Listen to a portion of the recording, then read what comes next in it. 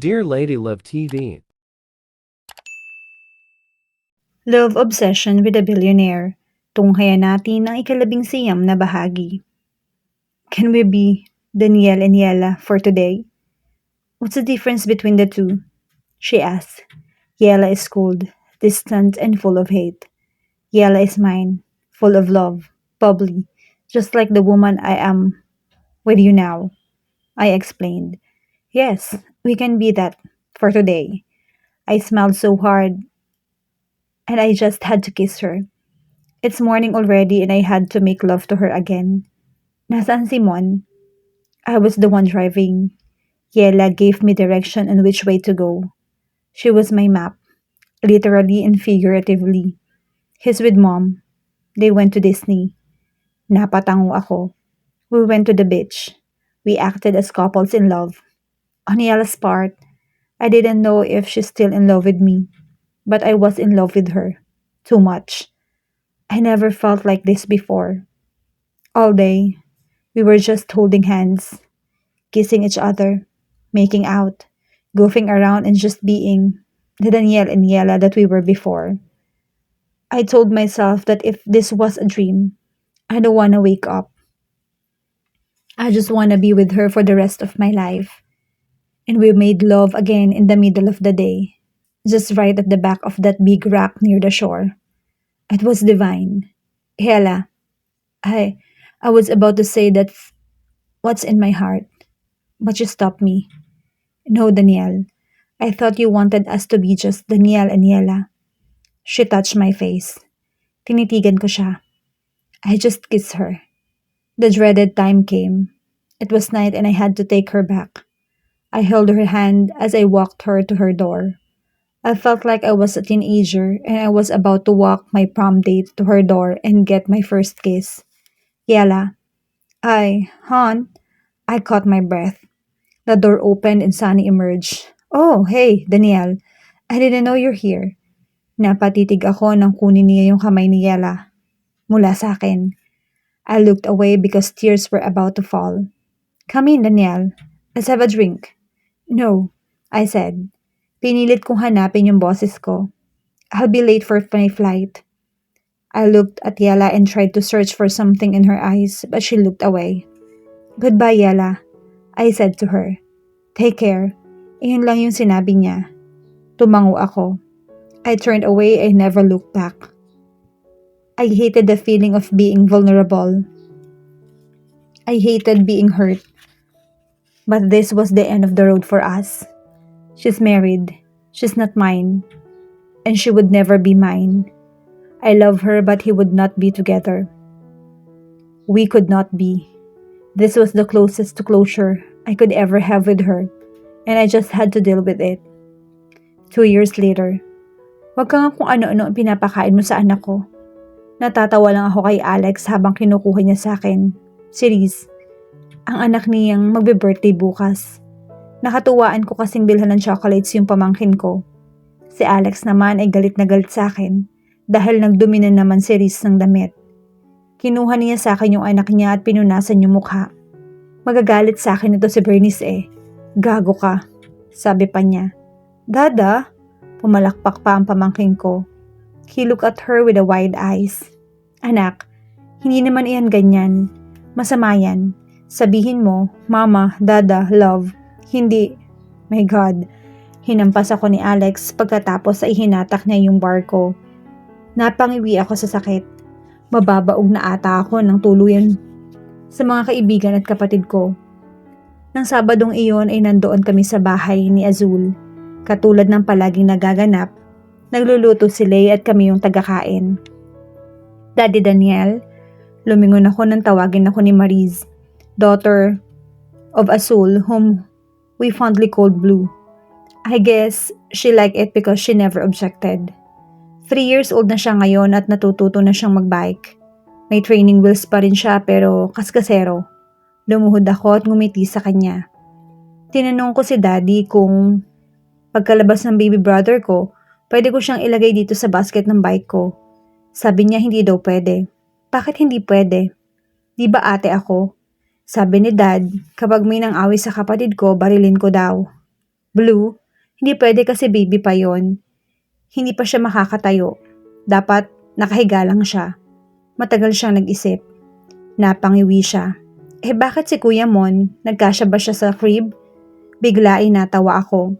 Iyon ang isa sa mga ugali ng anak ni Azul na kinatutuwaan ng lahat. Kahit 3 years old ay tuwid ng magsalita. He had Blue assessed and the doctor said that the little girl was a genius. Her IQ was above average and Azul planned on getting her to a genius school. Papayat din yung Kuya Mon mo. Kinindatan ko siya. Tumayo na lang siya at iniwan na ako. Nagpunta siya sa daddy Lino niya. Ako naman ay pumunta kay Alex para laruin si Riz. I will spoil this little girl. Nagsuggest yung kapatid ko na hiramin ko muna si Riz kaya inuuwi ko siya sa bahay ko. I was so happy. Kahit papaano naiibsan yung pangungulila ko kay Mon. Mon was still in Perth. Nag-aaral siya. Nasa 2nd grade na siya ngayon. Wala pa rin putol yung communication naming dalawa. Yung nakaraang Pasko at Bagong Taon, nandito siya kasama ko. Wala akong balita kay Yela. Napag-uusapan namin siya ni Mon pero kapag nalaman kong ayos naman siya, ay tumitigil na ako sa pagtatanong. Walang pagbabago sa habit ko. I still stalk her IG. Akala ko nga ititigil na ako sa pag-stalk sa kanya nang magkaanak sila ni Sunny, pero hindi rin. Umiiyak lang ako, mga 1 linggong iyak at pagkukulong sa silid. Dahil hindi ko pa rin matanggap. Pero patuloy ang buhay. Kung wala na si Yela sa akin, may Mon na naghihintay at nagmamahal sa akin. Siya na lang yung buhay ko ngayon. May anak na sina Yela at Sunny. Mon said that the baby's name was Timmy. Iyon daw ang tawag nila. Mukhang tuwang-tuwa naman yung anak ko sa kapatid niya. Sinabi niyang tulad niya ay nalaman ng kapatid niya at hirap daw dati na mag-roll over. Halos kasing edad ni Riz yung anak ni Nayela at Sunny. Ibinalik ko na si Riz kay Alex kinabukasan dahil birthday ng bata. Mag-asawa ka na kasi, Daniel. Biro pa sa akin ni Bernice habang kumakain kami. Para may sarili ka ng baby. Tingnan mo, nakikibaby ka. Daddy, pwede na ba akong mag-boyfriend? Out of nowhere ay biglang tanong ni Blue kay Azul. Lahat kami ay napalingon sa kanya. Hindi. Magkakapanabay kaming sabi. Kapag 65 ka na, pwede na. Ani Azul. Nagtawanan kaming lahat nang tumango si Blue. I gave out a heavy sigh. This was the life I had now. And I guess, it would always be like this. Hello, Daniel. How's the Philippines? Napangiti ako nang marinig ko yung boses ni Ava sa telepono. Kauuwi ko lang sa bahay at galing ako kay na Azul noon. Naghiwa-hiwalay na kami ni na Judas matapos ang kaunting inom. Naglalakad pa lang ako papasok ng bahay nang tumawag siya. Nasa New Year pa rin siya ngayon dahil doon na siya nagkaasawa. Last week ay kapapanganak lang niya. We remained friends. Bago siya umalis noon ay sinabi ko sa kanya ang lahat. Iniyakan ko siya. Iniyakan ko ang pagiging tanga ko sa kanya at ang pagkabulag ko sa inakala kong pag-ibig ko para sa kanya. Mapolusyon pa rin. Kumusta naman ang New York? Tudyo ko. It never sleeps. She giggled. I love the way she giggled. It made me feel satisfied. Sa kabila ng nangyari sa kanya dahil sa akin, ay nagawa niya makasurvive at maging masaya. Finally, Ava got to have the ending she deserved and it's a happy one. Masaya ako para sa kanya. Ninong ka ng anak ko ha? Wika niya sa akin. Natawa lang ako. Habang naglalakad ay nag-uusap pa kami sa phone. Pagpasok ko sa bahay nagtaka agad ako kung bakit bukas yung ilaw. Alam kong iniwan kong nakapatay yon. Ipinagkibit balikat ko na lamang dahil baka naglinis si Tracy, ang kasama ko sa bahay. Nasa sala lang ako at nakikipag-usap. Habang naroon, ay napansin ko nagbago ang ayos ng couch ko na madalas kong upuan. Nagpaalam ako kay Ava. Ibinaba ko yung phone at inilabas ko yung baril ko. Dahan-dahan ako naglakad. Nakaumang agad yung sandata ko at hindi ako gumawa ng kahit anong ingay. Umakyat ako sa itaas. Dahan-dahan yung yabag ko. Hindi ko alam kung anong meron pero nag-iingat lang ako. Dad? Dad! Daddy! Ikaw na ba yan? Natigilan ako. Itinago ko yung baril ko nang mabosesan ko si Mon. Mula sa silid ko ay lumabas siya. He was smiling. Tumakbo siya sa akin. Dad, Daddy! Patalon siyang nagpakarga. Napangiwi ako. Hindi ko alam kung ano yung nangyari sa healthy living naming dalawa. Hindi naman siya pumapayat. Para akong nagdadala ng bigas. Ipinasok na kami ni Ate Tracy, Dad. Namiss kita. Humagikik siya. I was so happy. Hindi ko alam kung bakit siya nandito.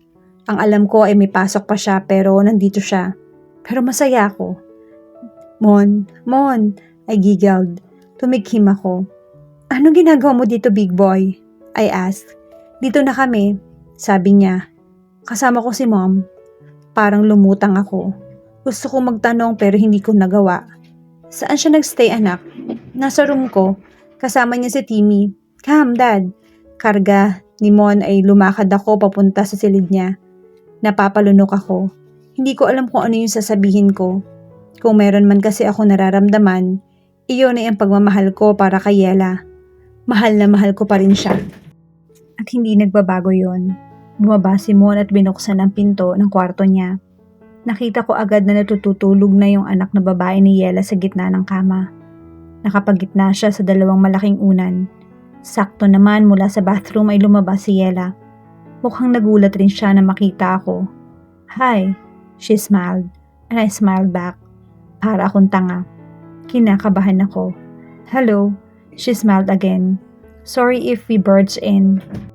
Gabi na kasi nang dumating kami. Sabi ko kay Mon, maghotel na lang kaming dalawa. Pero mapilit yung anak mo. Mamimiss ka daw niya. Yela stood before me and all I could see was my Yela, the woman I love, the bubbly carefree woman I met a decade ago. I couldn't see pain in her eyes anymore. Hindi katulad nung huli ko siyang nakita. Nung pinuntahan ko siya sa Perth. Yela had been all around the world. She loved traveling. Palagi siyang nasa biyahe kaya si Mon ay kung saan-saan rin napunta. Pinipigilan kong umiyak. Aayos lang naman, wika ko. Enjoy your stay. You can stay here as long as you want. Dad, can I sleep in your room? Hindi ako pwede dito baka kasi madaganan ko si Timmy oh. Oo naman. Wait, kumain na ba kayo? Tanong ko pa. Ako po, gutom na. Ginulo ko yung buhok ni Mon. Papahanda ako para sa big boy ko. I kissed her forehead. Mag-wish ka na. At mag-wash ka na rin ha. I'm so glad you're here. Wika ako sa bata. Pero si Yela ang pinagtutungkulan ko. I just smiled and left the room. Nakaharap pa rin ako sa pinto. Nararamdaman ko yung sakit. Nararamdaman ko ang saya. I wanna be with Yela. But maybe in my next life.